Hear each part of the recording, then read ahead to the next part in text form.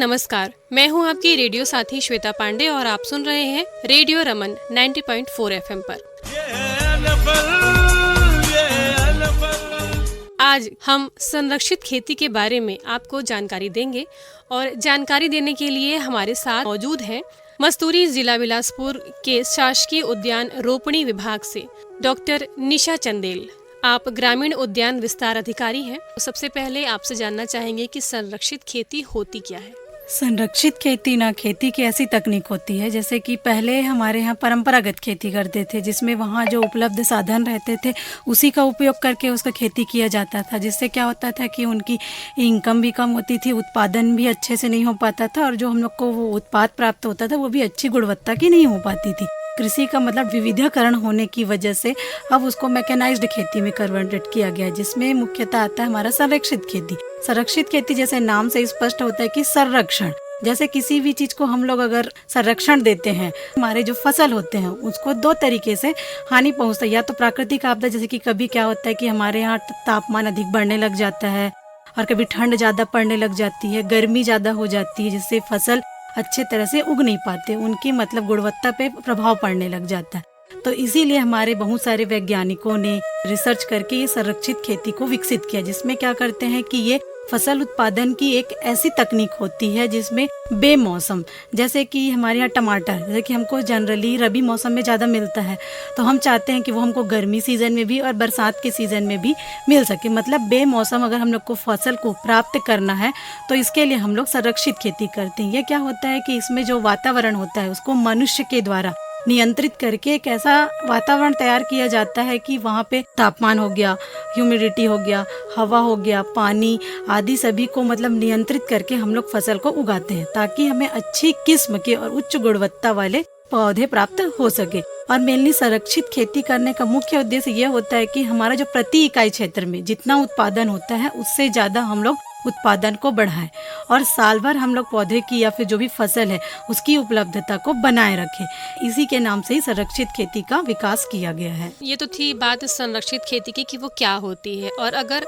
हम बात करें कि फसलों की, तो संरक्षित खेती के लिए जो उपयुक्त फसलें होती हैं वो कौन कौन सी होती हैं? इसमें हर तरह के फसल को उगाया जा सकता है, लेकिन जो हमारा टमाटर है, खीरा है, ककड़ी है और वाटरमेलन जिसको हम लोग तरबूज बोलते हैं, और एक मस्क मेलन आता है, खरबूजा है, मिर्ची में जैसे शिमला मिर्च है, इन सभी को हम लोग अच्छे तरीके से इसमें उगा सकते हैं। हमारे पास बहुत सारी अधोसंरचनाएं पाई जाती है, जिसमें यह टमाटर हो गया। अगर इसको हम लोग पॉली हाउस जैसे संरचना में लगाते हैं तो उसको साल में हम लोग एक बार लगा सकते हैं। अगर हम लोग उसको खीरा की खेती कर रहे हैं या फिर हम लोग कद्दू वर्गी बोलते हैं तो इसको हम लोग साल में 2 बार इसका हम लोग प्रोडक्शन ले सकते हैं। तो इसके लिए हम लोग को ज्यादा खर्च करने की भी जरूरत नहीं पड़ती। कई क्या होता है कि हाई कॉस्ट वाले भी स्ट्रक्चर आते हैं और कई लो कॉस्ट वाले स्ट्रक्चर आते हैं। तो जो भी कद्दू वर्गी फसल होते हैं उसको हम लोग लो कॉस्ट वाले स्ट्रक्चर, जिसको हम लोग प्लास्टिक टनल बोलते हैं, उसमें हम लोग इसकी खेती कर सकते हैं। मतलब कि जो पॉली हाउस होता है वो आपका टमाटर, खीरा के लिए सूटेबल स्ट्रक्चर होता है, और जो कुकुरबिटेशियस क्रॉप जो हम लोग कद्दू वर्गी बोलते हैं, कद्दू वर्गी में खीरा, लौकी, तरोई, टिंडा, ये सारी चीजों को हम लोग जो प्लास्टिक टनल वाले जो स्ट्रक्चर होते हैं उसमें आसानी से कर सकते हैं। इसके अलावा जैसे पत्तेदार हम लोग बहुत सारे भाजी वाजी भी खाते हैं, तो जैसे कि चौलाई भाजी हो गया, पालक भाजी हो गया, इन सभी भाजी को हम लोग शेड नेट स्ट्रक्चर आता है उसमें आसानी तरीके से हम लोग इसको लगा सकते हैं। तो ये जो शेड नेट स्ट्रक्चर आपने कहा, ये किस तरह का होता है? पॉली हाउस क्या होता है, एक हम लोग का जो मकान नुमा संरचना होती है, ये मानव के द्वारा निर्मित स्ट्रक्चर होता है। ये मुख्य रूप से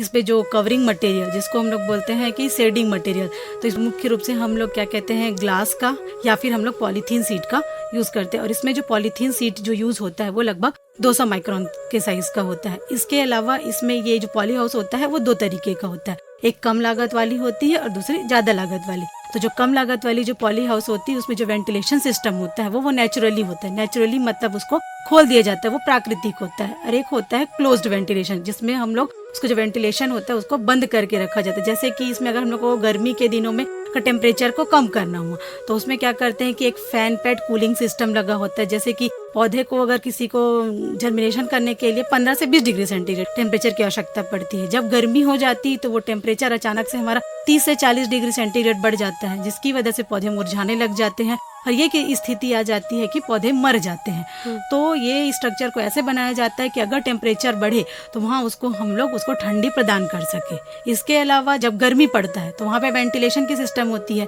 तो उसमें एक नेचुरल होता है और एक आर्टिफिशियल वेंटिलेशन सिस्टम होता है।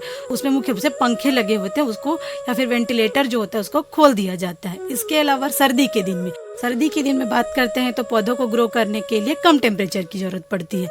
लगभग पौधों को 15 से 17 डिग्री टेम्परेचर उसके ग्रोथ के लिए, फ्रूटिंग के लिए अच्छा माना जाता है। लेकिन कभी कभी हमारा जलवायु में इतना परिवर्तन आता है कि जो तापमान है वो सडनली बढ़ जाता है या फिर कम होने लग जाता है। तो कम होने लगा तो मतलब उसको थोड़ी गर्मी की आवश्यकता पड़ेगी। तो इसके लिए बहुत सारे हीटिंग सिस्टम, मतलब गर्म करने वाले सिस्टम लगाया जाता है, जिसमें क्या होता है, एक बॉयलर सिस्टम होता है। बॉयलर सिस्टम मतलब उसमें ये कर देते हैं कि पानी अपने आप गर्म होकर वहाँ पे हीट प्रोवाइड करता है, या तो फिर कोई सोलर रेडिएशन सिस्टम को लगा दिया जाता है।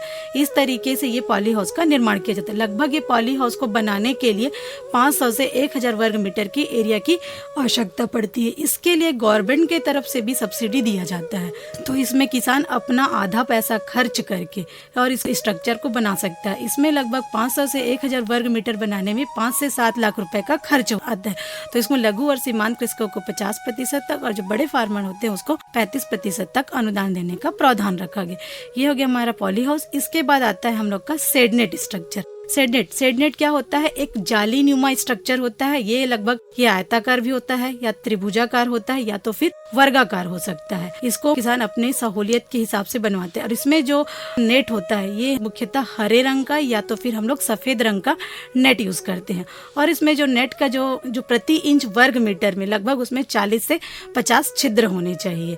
इससे ज्यादा उसमें छेद नहीं होने, क्योंकि अगर ज्यादा बड़ा छेद होगा तो वो हमारा इंसेक्ट वगैरह है उसमें अटैक करेगा, मतलब फसलों को नुकसान पहुंचा सकता है। तो मेनली हम लोग ग्रीन नेट का यूज करते हैं या तो फिर हम लोग व्हाइट नेट का यूज करते हैं। नेट हाउस में खेती करने के लिए हम लोग को ऐसी फसल का सिलेक्शन भी इसमें मतलब बहुत जरूरी होता है। फसल चुनाव ऐसे करना चाहिए जिसमें उसके कंटिन्यू लगातार जो ग्रोथ होने वाली जैसे वैरायटी रहती है उन सब का उपयोग करना चाहिए। जैसे कि टमाटर में ना उसका जो बढ़ने का नेचर होता है ना वो 2 तरीके से होता है, जिसको हम लोग बोलते हैं डिटर्मिनेट ग्रोथ, जिसमें क्या होता है कि एक निश्चित लंबाई के बाद उनकी जो वृद्धि होती है, निश्चित बढ़ोतरी के बाद वो रुक जाती है। और एक होता है इनडिटर्मिनेट ग्रोथ, जिसमें क्या होता है कि वो कंटिन्यूअसली मतलब लगातार बढ़ते रहता है। तो इसमें हम लोग को इनडिटर्मिनेट टाइप का, जैसे अगर शेड नेट है, अगर पॉली हाउस है, अगर उसमें हम लोग को अगर टमाटर की खेती करना है तो हम लोग को जो अनिश्चित ग्रोथ वाली जो किस्म होती है उसी को लगाना चाहिए।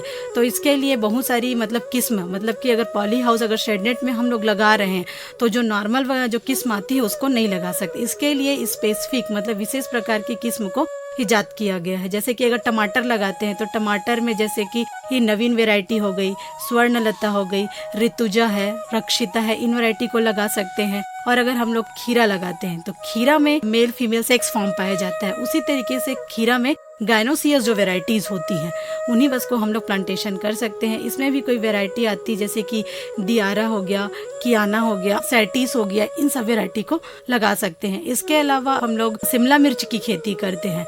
तो शिमला मिर्च की खेती के आजकल मार्केट में देखे हैं कि शिमला मिर्च लाल कलर का भी आता है, हरा कलर का भी आ रहा है और पीला कलर का भी आता है। तो ये हम लोग ये जनरली इसमें स्पेसिफिक टाइप का ये जो नॉर्मल जो कंडीशन रहता है ओपन कंडीशन उसमें अच्छे तरीके से ये उत्पादन नहीं दे सकता। तो शिमला मिर्च को हम लोग सुझाव देते हैं कि उसको हम लोग पॉली हाउस हो गया या फिर नेट हाउस में लगाएं। इसके लिए जो स्पेसिफिक वैरायटी है इंदिरा है, रत्ना है, नताशा है, गोल्डन जुबली है, इन सब वैरायटी को हम किसानों को लगाने की सलाह देते हैं। इसके अलावा कद्दू वर्गी जैसे नार वाली फसल की बात करते हैं। नार वाली फसल में आपका आ जाता है खीरा, जैसे कि गर्मी के समय में जिसकी डिमांड बहुत ज़्यादा रहती है। इसके अलावा लौकी हो गया, वाटरमेलन हो गया, जिसको तरबूज, खरबूज, ये सब की डिमांड बहुत ज़्यादा रहती है। तो इसको हम लोग जो हाई कॉस्ट स्ट्रक्चर होते हैं उसमें नहीं लगा सकते। तो इसके लिए एक जनरली जो हमारा जो फील्ड होता है उसमें एक सुरंग नुमा स्ट्रक्चर तैयार कर लेते हैं। जैसे सुरंग देखे रहते हैं कि आप कोई पोल गड़ा देते हैं और उसके ऊपर से कवरिंग लगा देते हैं। तो ये जो होता है एक टनल, जिसको हम लोग बोलते हैं टनल वाली स्ट्रक्चर। तो ये भी एक लो कॉस्ट मतलब कम लागत वाली होती है और एक हाई कॉस्ट वाली होती है। कम लागत वाली जो स्ट्रक्चर होती है टनल का, वही हम लोग किसानों को सजेस्ट करते। तो इसमें क्या होता है, एक हम लोग 2 मीटर से ज़्यादा चौड़ी नहीं होनी चाहिए जो हम लोग टनल बनाते हैं उसमें, और उसको क्या करते हैं कि पॉलीथीन से ढक दिया जाता है और उसमें स्पेस इतना रखते हैं कि लोगों को काम करने में सहूलियत हो जाए। इसके अलावा अगर हम लोग संरक्षित खेती में बात करें तो हमारे पास एक चीज आता है मल्चिंग। मल्चिंग मतलब समझ में आता है कि भूमि को पैरा है जो कि वेस्ट पड़ा रहता है, कई सारी मेज वगैरह के जो पत्ती रहते हैं, घास फूस रहते हैं, ऐसे ही काट के पड़े रहते हैं, तो उसको हम लोग मिट्टी को ढकने के लिए यूज कर सकते हैं। मिट्टी को ढकेंगे तो क्या होता है कि जो खरपतवार निकलता है उसकी ग्रोथ भी कम हो जाती है। अगर वो जो मृदा होती है उसके जो तापमान होती है उसको भी नियंत्रित करके रखती है। इसके अलावा जो मिट्टी की जो जल धारण क्षमता होती है उसको भी बढ़ाने में वो हमारी बहुत हेल्प करती है। इसके अलावा हम लोग पॉलीथीन सीट का भी यूज करते हैं।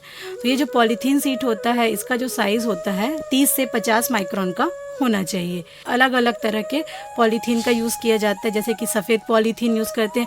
सफ़ेद पॉलीथीन यूज़ करते हैं किस लिए, क्योंकि वो उसके टेम्परेचर को बढ़ा सके। इसके अलावा अगर हम लोग जो काली पॉलीथीन का यूज़ करते हैं वो क्या करता है, टेम्परेचर को रिड्यूस करने का काम करेगा। इसके अलावा जो हम लोग येलो कलर का जो पॉलीथीन सीट यूज़ करते हैं, जैसे कि हमारे पास इंसेक्ट, कीट, एफिड, जेसिड ये आता है ना, इन सभी को रोकने का काम करता है। हमारा संरक्षित खेती है वो मेनली ये जो ड्रिप इरिगेशन, जो टपक सिंचाई होता है उसके बगैर असफल माना जाता है। टपक सिंचाई का मतलब क्या होता है कि इसमें जो भी हम लोग पॉलीथीन सीड बिछाते हैं उसमें सिंचाई के लिए एक महत्वपूर्ण जो सोर्स होता है वो हमारा टपक सिंचाई होता है। इसमें क्या होता है कि पहले तो शुरू में लागत ज़्यादा आती है, जैसे जैसे स्टेब्लिश हो जाता है तो मजदूर लेबर की खपत कम होते जाती है। इसके अलावा हमारा जो मतलब छिड़काव विधि से जो उर्वरक खाद को छिड़कते हैं तो उसमें हम लोग को ज़्यादा उर्वरक लग जाता है, तो उर्वरक आदि से हम लोग को कम लगे और एक उचित मात्रा में पौधों को उसकी ग्रोथ के लिए मिल जाए, तो इसमें क्या करते हैं, ड्रिप के माध्यम से हम लोग जो उर्वरक होता है उसको घोल के रूप में हम लोग उसमें ये छिड़काव कर देते हैं। शासकीय अनुदान की अगर बात करते हैं तो किस तरह से प्राप्त होता है ये? संरक्षित खेती को बढ़ाने के लिए हमारे सेंट्रल गवर्नमेंट, स्टेट गवर्नमेंट के द्वारा बहुत सारी योजनाएं संचालित की जाती है। जो हमारे कृषि महाविद्यालय होते हैं वहाँ पर भी ये संरक्षित खेती के लिए प्रशिक्षण आयोजित किया जाता है। हमारे विभाग के द्वारा मुख्य रूप से राष्ट्रीय बागवानी मिशन योजना संचालित है जिसमें संरक्षित खेती हेतु अनुदान दिया जाता है। जैसे कि शेडनेट, जैसे मैंने बताया कि ये शेडनेट किसानों के लिए बना गया है। इसके लिए लगभग 500 से 1000 स्क्वायर मीटर एरिया की जरूरत पड़ती है। तो हमारे यहाँ मुख्य रूप से शेडनेट पे लगभग 50% का अनुदान दिया जाता है। उसमें से 50% किसानों को स्वयं का लगाना पड़ता है। इसके लिए किसानों को हमारे विभाग से संपर्क करके पहले आवेदन देना पड़ता है। उसके बाद जो किसान भाई उद्यानिकी फसल लगा रहे होते हैं उन्हीं को ये शेडनेट दिया जाता है। तो इसका लगभग जो यूनिट कॉस्ट आता है आधा एकड़ में वो लगभग 14,20,000 होता है, जिसमें 7,10,000 का अनुदान देने का प्रावधान हमारे ये सरकार के द्वारा है। पॉली हाउस में लगभग 35 से 40 लाख का खर्चा आता है। सरकार के द्वारा लगभग 35% अनुदान देने का प्रावधान है। मैंने मल्चिंग के बारे में बताया, मल्चिंग में लगभग 1 हेक्टेयर में लगभग 32,000 का लागत आता है। तो हमारे विभाग के द्वारा लगभग 50% मतलब 16,000 रुपए अनुदान देने का प्रावधान रखा गया है। ड्रिप सिंचाई के लिए भी सरकार के द्वारा बहुत सारी योजनाएं संचालित है, जिसमें हमारे जो लघु और सीमांत का मतलब ये होता है कि जिन कृषकों के पास 2 हेक्टेयर से कम की जमीन होती है वो लोग लघु किसान की श्रेणी में आते हैं, और जिनके पास 1 हेक्टेयर की जमीन होती है वो लोग सीमांत कृषक में आते हैं। तो ड्रिप सिस्टम में भी लघु और सीमांत किसानों के लिए 55% का आरक्षण दिया गया है। और इसके अलावा जो दीर्घ फार्मर है जिनके पास जो लैंड का जो आकार होता है वो 2 हेक्टेयर से ज्यादा होता है, अगर आपकी भाषा में कहे तो 5 एकड़ से ज्यादा जिनके पास जमीन होती है, तो उनको लगभग 45% तक अनुदान दिए जाने का प्रावधान है। इसकी जानकारी जो है वो कहाँ से मुहैया कराएंगे? वो इसकी जानकारी के लिए जैसे हम लोग जिस विभाग उद्यान विभाग मुख्य रूप से फल, सब्जी, मसाला इन्हीं क्षेत्रों पर काम करता है। तो हमारे जो विभाग के अधिकारी हैं, विकास खंड पर एक शासकीय उद्यान रोपड़ी जो होती है वो है, और जिला स्तर पर एक संभागीय कार्यालय होता है। तो और हमारे जैसे ही अमले उन सभी गाँवों में पदस्थ होते हैं। एक कर्मचारियों को लगभग 50 से 60 ग्राम दिया जाता है। तो वहाँ पे कर्मचारी जाकर किसानों से आपस में मतलब मिलते हैं, फिर बात करते हैं। अगर और हम लोग अपने योजनाओं का प्रचार प्रसार करना रहता है, जैसे शिविर लगाते हैं या फिर कृषक प्रशिक्षण का कार्यक्रम हमारे नर्सरी में आयोजित किया जाता है। हमारे यहाँ अगर उनको कटाई छटाई से संबंधित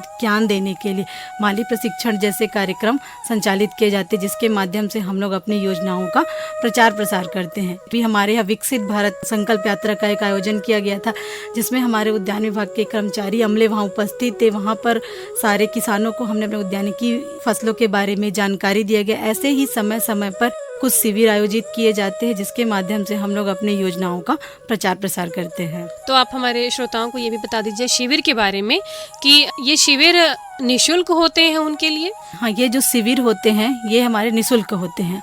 अगर इसके अलावा अगर किसानों को बाहर प्रशिक्षण के लिए दिया जाता है तो उनमें मानदेय रखने का प्रावधान रखा गया। जैसे अगर हम लोग उनको राज्य के अंदर या फिर विभिन्न जिला में हम लोग उसको प्रशिक्षण देते हैं तो 1,000 रुपये का मानदेय दिया जाता है। अगर उनको हम लोग राज्य के बाहर भेजते हैं तो उनको लगभग 3,000 रुपये एक दिन के हिसाब से मानदेय दिए जाने का प्रावधान है। अगर उनको माली प्रशिक्षण जैसे संबंधित अगर हम लोग उनको ट्रेनिंग देते हैं तो इसमें लगभग उनको 16,490 रुपये तक का मानदेय या फिर उनको टूल किट या जो भी मतलब माली प्रशिक्षण संबंधी जो उपकरण होते हैं, जो सामग्री होती हैं, वो उनको उपलब्ध कराया जाता है। ये लगभग 45 दिन का ट्रेनिंग किया जाता है जिसमें उनको कटाई, छटाई, बडिंग, ग्राफ्टिंग जो हमारा उद्यान का आधार होता है उसके बारे में सिखाया जाता है। तो उनको अपना टूल्स ले जाने की भी जरूरत नहीं है। ये हमारे विभाग के द्वारा उनको निःशुल्क प्रदाय किया जाता है। संरक्षित खेती के लिए जो सावधानियां हैं वो क्या क्या करनी होती है? देखिए, संरक्षित खेती हम लोग को अपनाते समय बहुत सारी सावधानियों को ध्यान रखना चाहिए क्योंकि इसमें बहुत सारे अधोसंरचनाएं होती है जिसको हम लोग को समय समय पर रिपेयरिंग करने की आवश्यकता पड़ती है। जैसे कि पॉली हाउस हो गया। पॉली हाउस में जैसे कि मैंने आपको बताया था कि वेंटिलेशन होता है, तो इसमें क्या करना चाहिए, जैसे कि गर्मी पड़ रहा है उस टाइम पे जो वेंटिलेशन होता है उसको दिन के समय पे बंद रख देना चाहिए, शाम के समय पे उसको खोल देना चाहिए ताकि उसको रात में थोड़ी ठंडकता मिल सके। जैसे कि शेड नेट में हम लोग बोलते हैं कि नेट की बात की तो उसको क्या करते हैं कि जानवर हो गया या फिर कोई कीड़े मकोड़े या फिर इंसानों के द्वारा भी वो क्षतिग्रस्त हो जाता है। तो उसको हम लोग को जैसे हम लोग को देखना चाहिए कि नेट अगर हम लोग का कटा फटा है तो उसको जाकर तुरंत हम लोग को उसकी सिलाई कर देनी चाहिए।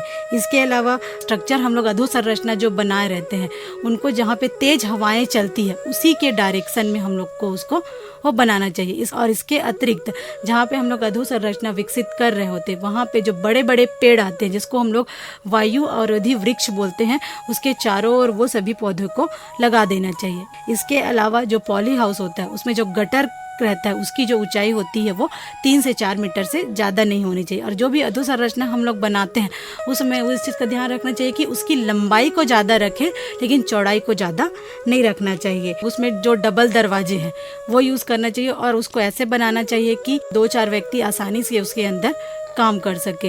अगर आप चाहें तो ड्रिप इरिगेशन सिस्टम लगाते हैं तो ड्रिप इरिगेशन सिस्टम का हमेशा पाइप का हमेशा समय समय पर उसका निरीक्षण करते रहना चाहिए कि उसमें से पानी का रिसाव कहीं से हो रहा है कि नहीं, पौधों को पर्याप्त मिल पा रहा है कि नहीं, उर्वरक सही मात्रा में से जा रहा है कि नहीं, इन सभी को बहुत ध्यान देना चाहिए। हमारे श्रोताओं को, हमारे किसान भाइयों को संरक्षित खेती से संबंधित और क्या बताना चाहेंगे? देखिए, संरक्षित खेती से कितना हम लोग को उत्पादन मिल सकता है अगर हम लोग साल भर उसका लगाते हैं तो कितना हम लोग को लागत लगता है और कितना हम लोग को उससे लाभ हो सकता है, मैं ये बताना चाहूँगी।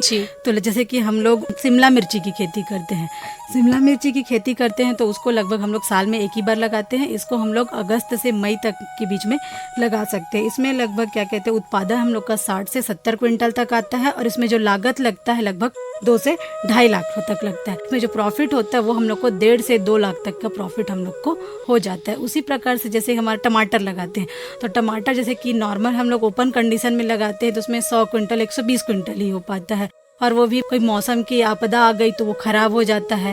वो सुरक्षित खेती में कर रहे तो हम लोग का जो उत्पादन होता है वो उससे जस्ट 200 से 250 क्विंटल तक हो जाता है। टमाटर ऑन सीजन में तो 10 रुपये केजी रहता है लेकिन कभी कभी ऑफ सीजन अगर हम लोग प्रोडक्शन ले लेते हैं तो 50 रुपये 60 रुपये केजी तक मिलता है, जिससे किसानों को बहुत ज़्यादा फायदा। हम लोग ये मान सकते हैं कि इसमें लगभग 2 से 2.5 लाख रुपये तक अगर हम खर्चा आता है तो इसमें लगभग 1,75,000 तक शुद्ध प्रॉफिट हो सकता है। मतलब अगर हम लोग का लागत 2 लाख आया तो इसमें हम लोग का जो है वो 4 लाख तक हम लोग अपना सामग्री को बेच सकते हैं तो लगभग 2 लाख तक का हम लोग को मुनाफा हो सकता है।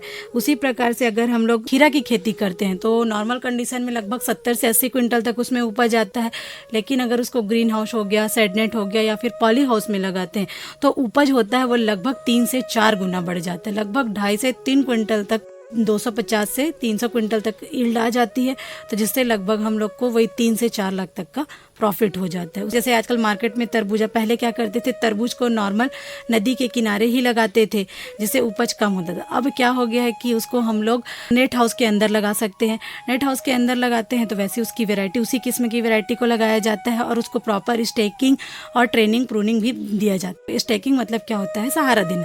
ये सारी बेल वाली फसलें होती हैं, इनको बढ़ने के लिए किसी सहारे की जरूरत होती है। इनको क्या करते हैं हम लोग, एक निश्चित लंबाई तक बढ़ने देते हैं, उसके बाद इसको समानांतर रूप से उसको ट्रेनिंग कर दिया जाता है ताकि ये समानांतर रूप से बढ़ते रहे। और उसके जो ज़्यादा ब्रांचेस होते हैं, अगर निकल गए तो उसको हम लोग को निकाल देना चाहिए, लगभग एक ही ब्रांच को बढ़ने देना चाहिए। इस तरीके से हम लोग अगर तरबूज की खेती करते हैं तो हम लोग को उसको बहुत ज़्यादा प्रॉफिट होने लगता है। तो अगर हम लोग शेडेड पॉली हाउस में अगर हम लोग तरबूज की खेती कर रहे हैं तो हम लोग उसमें एंड्रोमोनोसियस टाइप की वैरायटी को लगाना चाहिए। इसके अलावा मैं किसान भाई को ये बताना चाहती हूँ कि अगर हम लोग को अपना उत्पादन को बढ़ाना है तो इसके लिए हम लोग को बहुत सारे जो पादप हार्मोन जो उनको बढ़ाने के लिए या फिर उनकी वृद्धि विकास के लिए ज़रूरी होती है, उन सभी चीज़ों का यूज़ करना चाहिए। जैसे कि अगर हम लोग तरबूज की खेती करते हैं तो उसमें लगभग ट्राई आइडोबेंजोइक एसिड नाम का एक प्लांट ग्रोथ रेगुलेटर आता है। उसको लगभग 25 से 30 ppm मतलब लगभग 3 मिलीग्राम 1 लीटर पानी में घोल के स्प्रे करते हैं तो इससे यील्ड बढ़ने लग जाता है। उसी प्रकार से अगर टमाटर है, टमाटर में अगर हम लोग को उसमें क्या होता है कि फ्रूट ड्रॉप की प्रॉब्लम बहुत आती है। जब फसल होती है उनके मैच्योरिटी स्टेज तक पहुंचने से पहले ही टूट कर गिरने लग जाते हैं। तो इन सबसे बचाने के लिए उसमें हम लोग को नैप्थेलिक एसिटिक एसिड के नाम से एक ग्रोथ रेगुलेटर आता है या फिर मार्केट में प्लानोफिक्स के नाम से आता है। इसको हम लोग अगर छिड़काव करते हैं, फल तोड़ाई वाली जो फ्रूट ड्रॉप की जो प्रॉब्लम आती है उससे हम लोग उसका सलूशन निकाल सकते हैं। इसके अलावा जो फल की जो ग्रोथ होती है वो बहुत अच्छी होती है और यील्ड भी हम लोग को बहुत अच्छे से मिलता है। इसके अलावा हम लोग जिब्रेलिक एसिड का भी छिड़काव कर सकते हैं। और अगर किसी में जो नार वाली फसलें होती है उसमें क्या होता है कि सेक्स फॉर्म, जैसे कि मादा पुष्प हो गए, नर पुष्प हो गए, जिसकी वजह से उनके यील्ड में बहुत इफेक्ट पड़ने लग जाता है। तो उसके लिए हम लोग को बहुत सारे ग्रोथ रेगुलेटर भी यूज़ किया जाता है, जैसे कि सिल्वर नाइट्रेट है। सिल्वर नाइट्रेट का स्प्रे कर देते हैं तो जो मेल फ्लावर जो ज़्यादा आते हैं उसको वो कम कर देता है। अगर फीमेल फ्लावर को बढ़ाना है किसी में तो हम लोग उसमें यूज़ कर लेते हैं मैलिक हाइड्राजाइड का यूज़ कर सकते हैं या तो फिर हम लोग साइकोसिल का यूज़ कर सकते हैं। हम लोग को उर्वरक का भी प्रॉपर ध्यान देना चाहिए। तो इसमें NPK 19-19 मतलब अलग अलग रेशियो में आता है। इन सभी को प्रॉपर एक निश्चित समय पे ज़रूरत पड़ती है उस समय पे इनको डालते रहना चाहिए ताकि उनकी वृद्धि अच्छी से हो सके और हम लोग को उत्पादन ज़्यादा से ज़्यादा मिल सके। बहुत ही अच्छी जानकारी आपके द्वारा हमारे किसान भाइयों को दी जा रही है। कार्यक्रम के हम अंतिम चरण में आ चुके हैं, तो अब अंत में आप हमारे किसान भाइयों को कोई संदेश अपनी तरफ से देना चाहेंगी? मैं किसान भाई को ये बताना चाहती हूँ कि आप लोग परंपरागत खेती जो करते थे उसमें आपको मेहनत ज़्यादा लगता था, तो आप लोग को मेरा ये है कि संरक्षित खेती की ओर आप लोग आगे बढ़ें, जिसमें आपको प्रॉफिट भी बहुत ज़्यादा होगा और जो आपको प्रोडक्ट मिलेंगे वो उच्च क्वालिटी का भी मिल पाएगा। इसके अलावा अगर आप खुद मेहनत कर रहे हैं तो हमारे विभाग के द्वारा भी आपको बहुत सारी सरकारी स्कीमें योजनाएं चलाई जा रही जिसमें आपको अनुदान राशि देने का प्रावधान रखा गया है। तो आप लोग से अनुरोध है कि आप लोग संरक्षित खेती जैसे कि मल्चिंग, अगर आप लोग पॉली हाउस शेडनेट जैसे स्ट्रक्चर नहीं बना सकते तो कम से कम मल्चिंग और ड्रिप इरिगेशन को ज़्यादा से ज़्यादा अपनाने की कोशिश करें। अगर आपके पास थोड़ी सी भी ज़मीन है तो उसमें भी आप यूज़ कर सकते, जैसे कि घर में खाली जगह पड़ा रहता है तो उसका भी आप प्रॉपर यूज़ कर सकते हैं। इसके लिए क्या करिए, आप एक सिंपल सा आप बैम्बू बास ले आइए और मार्केट में नॉर्मल नेट भी मिलता है, उसमें उस थोड़ा सा लगा के उस जगह का भी प्रॉपर यूज़ कर सकते हैं। जो किसान बड़े हैं वो लोग नेट हाउस के लिए करें, क्योंकि इसमें एक साल में उनको 3 से 4 लाख, जो महीना अगर ओपन कंडीशन में करते हैं तो लगभग 2 लाख तक प्रॉफिट होता है। अगर दूसरे क्रॉप लगाते हैं तो लगभग आपको 4 से 5 लाख तक का लाभ होता है। तो मेरा किसान भाइयों से अनुरोध है कि वो ज़्यादा से ज़्यादा संरक्षित खेती की ओर अग्रसर हो। बहुत ही अच्छी जानकारी और बहुत ही अच्छा संदेश हमारे किसान भाइयों के लिए डॉक्टर निशा चंदेल ने दिया। तो आपका बहुत बहुत धन्यवाद हमारे साथ जुड़ने के लिए और इस कार्यक्रम के माध्यम से किसान भाइयों को अपना संदेश देने के लिए। तो श्रोताओं, हमारे साथ जुड़ी थी डॉक्टर निशा चंदेल। आप थी ग्रामीण उद्यान विस्तार अधिकारी, शासकीय उद्यान रोपड़ी, मस्तूरी, जिला बिलासपुर से। डॉक्टर निशा चंदेल ने संरक्षित खेती के महत्व की जानकारी दी। श्रोताओं, आप सुन रहे थे उर्वरक विभाग, रसायन एवं उर्वरक मंत्रालय, भारत सरकार के कार्यक्रमों और योजनाओं पर सामुदायिक रेडियो कार्यक्रमों की एक श्रृंखला, जो एक जागरूकता कार्यक्रम है हमारे किसान भाइयों के लिए, नेशनल फर्टिलाइजर्स लिमिटेड विजयपुर के द्वारा।